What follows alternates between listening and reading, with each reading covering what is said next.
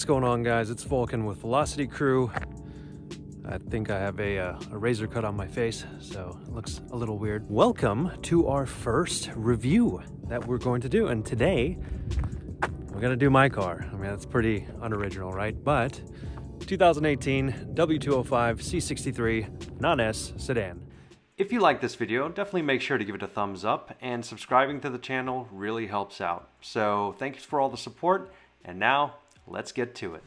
Now, some of you might know that I'm a pretty big AMG fan. I did a ultimate guide to the W204 C63 because I've had a couple of those, and I'll eventually probably do a ultimate guide to the W205 when they kind of go out of production. But I thought it would be kind of cool to do like a little review of what it's like to daily drive one of these things, because for the past 3 years, this beast here has been my trustworthy daily driver. But what I really wanted to do was just kind of talk about day-to-day ownership, some of the creature comforts of the car, the things that I really like, the things that I don't like. Spoiler alert, there's not a whole lot. But basically just talk about why these super sedans exist and kind of go over the car a little bit. Technically, you had 4 variants. So you had a non-S and an S version of both the sedan and the coupe. So between the sedan and the coupe, the power, everything was all the same. The main differences between the S and the non-S in both the sedan and the coupe was that the non-S had 469 horsepower, 4-liter twin turbo V8, and the S had a 503 horsepower version of that same motor. The S also had a higher speed limiter. It also had larger brakes, larger wheels, and a couple additional options. It had an electronic differential versus a mechanical differential, which you'll find here. I mean, really, you can attain most of what the S version gives you with a tune and maybe a couple little modifications here and there. I think it was a $7,000 or $8,000 option from the factory. When I was looking for a daily driver, it just didn't really make sense for me to do so because I haven't even tuned this thing. The keen viewer will know that this car is actually lowered and it has spacers on it. So it has the OEM wheels, OEM tires. Actually, it came with Super Sports. I put Pilot Sport 4S's on there when it's time to change them. But really, all it needed was just to be lowered very slightly and have a little bit of a spacer put into the wheels to kind of fill the wheel wells a little bit. And in my opinion, it kind of has a perfect dailyable stance. And the power, it was good enough to not really need a tune. I've never really found myself in a situation where I'm like, oh, I wish this car had this feature, or oh man, I'm so bummed out that it doesn't have this other feature, just because the base platform is still a C-Class. A C-Class is intended to be a family car that you can just buy, and you know that it's going to be practical, it's going to have room, it's going to be comfortable, it's going to have all kinds of different technology and safety features. So the great part about these cars and any of these super sedans, I mean, it's very hard. I mean, of course I'm biased because I'm doing a review on this car, but if you think about the M3s, M5s, E63s, the reason that they make those cars is because they're dailyable and it gives you the performance that you might otherwise get from a supercar. When you're on the highway, it's incredible how easily you can, merge on, overtake people, whatever the situation is. I never find myself at a loss for power. I mean, thankfully, it's an incredible car. And now we're in winter, and the engine breathes so much better. This is a completely different animal in the wintertime than it is in the summer. Let's just take a quick peek under the hood. If you have any of the AMG cars that use this motor that have the turbos on the top, you will know that even if you go on a short drive and you don't do any kind of crazy accelerating or just any kind of, like, even if it's a light drive, the fans will turn on and they will stay on for quite a bit of time. And this is actually normal because it's basically the air is being channeled underneath the car to get out of the engine bay. So with this type of setup with the turbos and with the engine, that's what Mercedes did to make sure that all the hot air is dispelled out of the car when it is not moving. And of course, as with all AMG motors, we have a plaque that says it was handcrafted by Michael Bodeo. Okay, yep, probably completely butchered that. You know immediately when you pop the hood on this thing that it's pretty special. Everything has AMG written on it, obviously intake manifolds, even these little heat-wrapped wires, they've all got AMG written on them. All these little parts down here have AMG written on them, so they want you to know that this is an AMG. At least they show the engine. A lot of the cars, you just see a gigantic engine cover. Well, technically, I can't even see the heads here, but at least it kind of looks cool. So you can still pop the hood at a car meet, and I guess people enjoy looking at it. Let's see if I can do this on camera. That was so loud. There's nobody here right now. Righto. So what else can I tell you about the car just from the exterior? It has the 18-inch. These are the base wheels that come with the car. And I actually didn't originally like them until I started to really get used to my car, obviously. But what I really do like about them is when you put the OEM spec tire on there, it actually has a real meaty look to it and it looks pretty aggressive. So obviously the 19, I think it's either a 19 or a 20 inch. I'm sure you guys will correct me. You know, the multi-spoke that has the fake center locking cap on there for the wheel.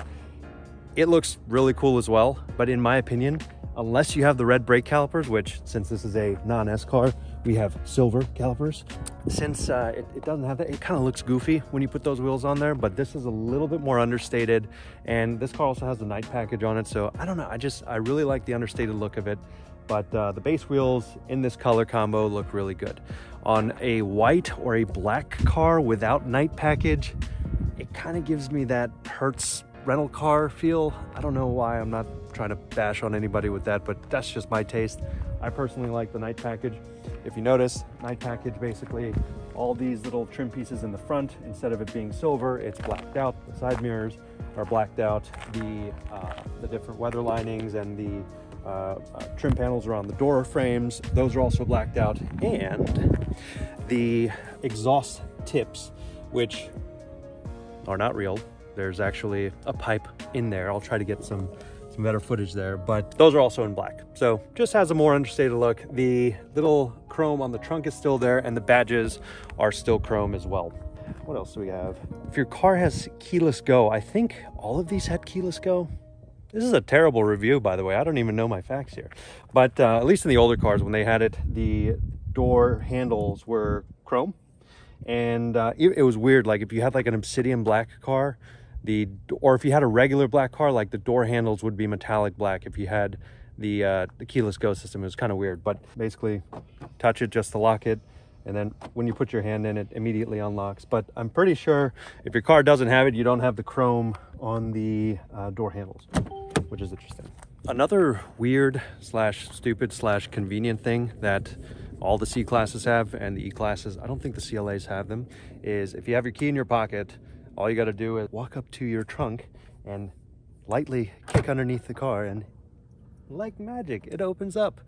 I thought this was a stupid gimmick, but it has actually come in pretty handy when like, you know, I have groceries or something in my hand. So interesting little feature.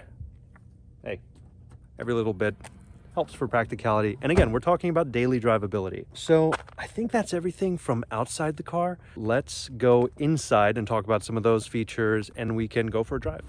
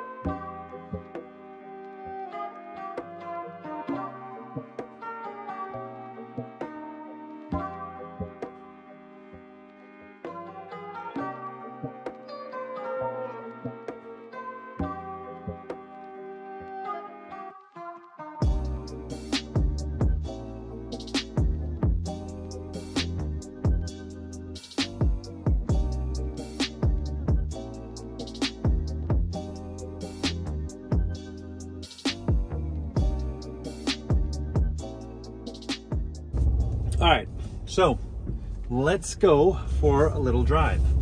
So what is important to know about daily driving a C63? Oh, it's a little sunny out. Let me put on my shades. Oh, what's that? You have a compartment here to store your sunglasses? Man, that's something important to have in a daily driver. It has nothing to do with the fact that this is already a C-Class, like I had said before. It has all the creature comforts of a C-Class. I mean, that's what makes these... Calm down, son. Well, that's what makes these cars so special, because, you know, they've got... Oh, this is going to be a problem, isn't it? All right, so for the review, guys, turning off the radar detector. At least I'm turning down the volume. Hopefully I don't forget to bring it back up. So anyway, what makes these cars so special? Well, like I was saying, it has all the core functionality, all the practicality, creature comforts of a C-Class. In fact, right now we're in comfort mode. I have my sport exhaust turned on and I'm in suspension stiffness setting level 1. And for me, that's just the most ideal way to drive because you get a little bit more sound from the exhaust. And I think the dampening in your standard level 1 sport suspension is a fine balance. So it's not too floaty, but it's also not too stiff, and it handles those bumps in the road really well. So 95% of the time I'm driving around in comfort mode with those two settings turned on. And the stop start turned off and the exhaust turned on. So it's just a little bit more lively and just gives you a little bit more sensitivity when driving. Right now we're pretty much in a C300. I wouldn't be able to tell you the difference aside from the fact that I've got my engine data displayed on my navigation screen, which is a feature of AMGs, or newer AMGs I should say. The C63 Black Series was one of the first ones to start putting engine data up there, but that's besides the point. It feels like a regular C-Class. Now, I have an individual setting, which when I touch this button on the center console, I flick it up to my individual setting, it puts my transmission and drivetrain in Sport Plus mode. It puts my suspension in Sport Plus mode, so it's in the most sensitive mode. And it also puts my transmission into manual mode. So now my paddles become the primary means of shifting gears. And this just adds a little bit more of that, I hate using the word sporty, but it gives it just a little bit more of that visceral feel when you have it in that full manual mode. And when I'm about to get rowdy, or if I'm about to merge onto an interstate or something like that, I'll probably have it in individual mode because it'll give me a chance to really open it up, shift gears on my own, things of that nature. And I'll just demonstrate, do a little sound check, you know. So in Sport Plus mode, you get louder exhaust pops, your transmission is tuned a little quicker. So you hear on the upshift, you get a lot more noise, you get a nice pop, you get a crackle on the downshifts. Oh, it's the best. And this is what brings my fuel economy down, but I don't care. It's just so much fun to have this type of performance in a daily driver. I mean that was second gear, up to the speed limit on this road, and we just brake traction like it's nothing. It's just a very usable car. And the interesting thing about this car is it's pretty understated. I don't have it debadged, but if you debadge it, I mean, you will completely confuse people because it looks so unassuming. I mean, even right now, I was just at that light. I had the exhaust on. I had done a little bit of a pull earlier, and there was this BMW 3 Series that started to pull up closer to the light. He put his windows down. And I mean, now he's lining up with me. Sir, oh, his window's back up now. Sir, I'm not going to race you. But you may have a lot of people trying to race you. It just comes with the territory, I suppose. But just like that, with the press of a button, you can go back into unassuming, quiet, automatic mode. You wouldn't really know the difference between this and a C-Class, a regular C300, I should say. One important thing to note is, obviously, in the AMG, you're going to get, as far as how do I know that I'm sitting in something special, right? I mean, aside from the fancy things on the navigation, You do have a heads-up display, which is really cool. I'll put some footage in that shows what the heads-up display looks like. It gets you your revs, your speed, and which gear you're in. So it's a very functional display. The point of that is you have a couple special things here that really differentiate the car. So you also get a thicker steering wheel. You get the metal paddles, which they have a very satisfying feel to them when you're clicking them on the AMG cars. One additional thing, you do also get the option to get the AMG sport seats, which for anyone who sat in a W204 C63 that by default came with the sport seats, you know these are some of the most comfortable and just incredible looking seats that were ever offered on any modern sedan, at least that I could say. Now the new sports seats, which I'll put a picture of that in here somewhere, they're still pretty balanced and comfortable, but I don't have those in this car. If there's one option that I wish this car would have had, it is those sports seats though, because it really does make a difference when you're sitting in that quilted leather and that very contoured seat where you can adjust your bolstering and all sorts of things to really personalize it. These seats, you really just have your lumbar and your standard seat controls that are on the door here. But I'm telling you, even in regular driving, like, it just doesn't get old. Downshifting and I'm not even going, I literally just give 2% throttle. Let's listen. No effort. It's just popping and it's crazy. I love it. Oh, we're out of light. I guess I gotta downshift all the way down to first gear. It's necessary, you know. The difference between the first generation and the second generation cars, there's a lot of little subtleties, but one of the biggest things that I can call out, and this actually has had certain people prefer to go with the first generation 205s over the facelifted 205s, is something, I don't know what it is, but something has changed in the way, whether it's the transmission tune, because the new 2019 and up cars have a 9-speed transmission, but the cars are much quieter. They don't pop nearly as much. Some folks are saying that this is due to new regulations in Germany, that, you know, whether it's emissions or whatever the case might be, the newer cars are a little bit more toned down. Of course, an exhaust and a tune will immediately fix that, but I'm just talking from the factory. They're not as rowdy as the first generation cars were. And another thing is the transmission on the new ones, when you shift, it gives you this little thud. You kind of feel it in your chest, but it doesn't give that loud crackling shift between, or pop between your upshifts. If you do notice that it's kind of loud when I was getting on it and pop sounded pretty loud, I do have a secondary catalytic converter delete on this car, similar to that of a resonator. So I had those promptly removed, and I got about 20% more sound out of the car. I think anyone who has one of these, especially the first gen cars, they should do that. It really did change my experience with the car. Back to daily driver things. You might notice that I have a couple little gadgets here in the car. I've got a Valentine 1 Gen 2 up here. I've been using Valentines for over a decade now. I typically have them hardwired into the car, so it goes up through your rear view mirror control up here. But with this car, I just never got around to doing it. And then I also got a VIEW dash cam. I didn't want to hardwire that either, so I'm like, well, if I'm gonna have one wire, I might as well just kind of spin them around, and I'll just have one wire hanging down, and I have the V1 hooked up to my 12-volt outlet here in the dashboard, and the VIEW dash cam is hooked up to the one right back in the rear seats, right underneath the air conditioning vents, and you can't even tell as I hit all the wire slack. So I've got my dash cam, got my V1, I've got a sun pass for the tolls on the highway. And then here I've got basically a cup holder phone mount, because I had a lot of stuff on my windshield and I didn't want to clutter up the space. Like right now my visibility is not impaired at all, but I wanted to get this other method of holding my phone. And because you'll notice in this car, when you accelerate, when you take turns, if your phone is in your cup holder, it's going to fly around and it gets a little annoying.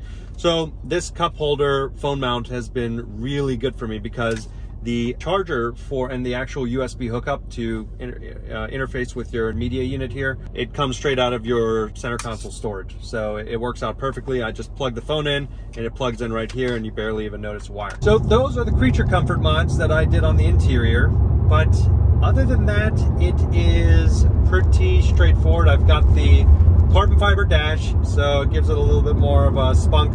By default, the C-classes of the first generation, they come with your, or at least the C63 does, they come with your standard brushed, machined aluminum look on the door panel trim and then the dash trim. This car also has blind spot detection assist, which it's pretty useful when you're on the highway.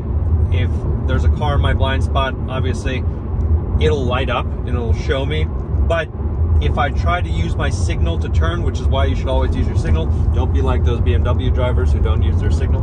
But when you use your signal to turn, for example, I've got a car in my blind spot now. If I use my signal, it's gonna beep and it's gonna tell me, there's somebody in your blind spot, don't merge yet. So if you heard that beep, that's what it was. Hopefully they didn't see me and get confused thinking I'm gonna merge. This is probably the worst review of any car on YouTube. Well, it's not on YouTube yet, but by the time I put it up on YouTube, it's probably gonna be one of the worst. This is kind of interesting. We're going 48 miles an hour right now in 7th gear, and it is only costing me 12 horsepower to do so and 56 pounds-feet of torque, thanks to my engine display here. That's all? You just need 13 horsepower to go 45 miles an hour? Let's talk fuel economy. So on long distance trips, I'd say anything over 100, 200 miles, I've seen this car get upwards of 28 miles per gallon. Over the course of 12,594 miles, I have averaged 15.5 miles per gallon. And that is because I try to enjoy my trips. And I don't do a lot of highway driving. It's usually in the city. And I'm probably, again, if I'm not cruising, I might be in my manual mode, downshifting, and that all impacts your fuel economy. But there's no reason that you shouldn't be able to average I'd say 17 to 18 miles per gallon if you had this car. Again, it's an AMG, it's got almost 500 horsepower. It's really not bad, all things considered. You ready? You ready for my 10-second review? It's fast, it's comfortable, it looks good, it's understated, it sounds really good, it's good value for money, gets decent fuel economy. All right, guys, well, that concludes my review of the 2018 W205 C63 AMG Sedan. And that's a mouthful. Hopefully you guys enjoyed it, you got something out of it, and if you did, definitely make sure to like the video and subscribe if you want to see more reviews in the future, on top of all the other nonsense that I do on this channel.